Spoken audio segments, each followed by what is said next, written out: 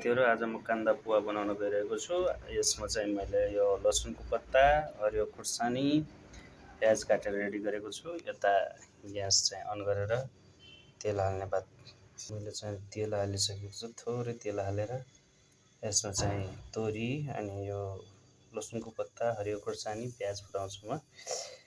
यसमा मैले सबै इन्ग्रिडियन्ट्स हालेर तपाईँ एकछिन पाक्न ब्राउन हुनेसम्म पकाउनुपर्छ।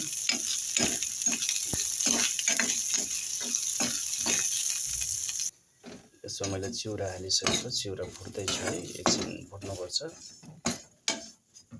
चिउरा हालिसकेपछि पानी हाल्दै हल्का चलाउँदै गर्नुपर्छ।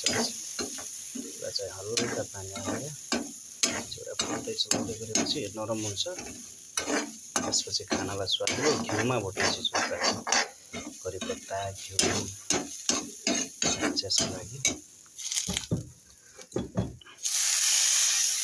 यसरी पानी छम्किँदै पोर्दै गर्नुपर्छ।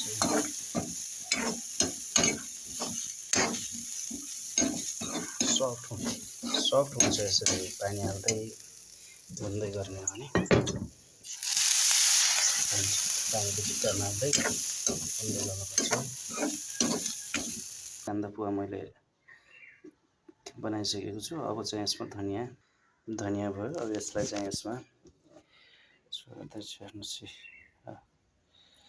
यति राम्रो सुहाउने तरिकाले यो चाहिँ तपाईँ चियासँग सर्भ गर्न सक्नुहुन्छ। यति मिठो अनि टेस्टी हुन्छ। तपाईँहरू पनि ट्राई गरेर हेर्नुहोस् ल।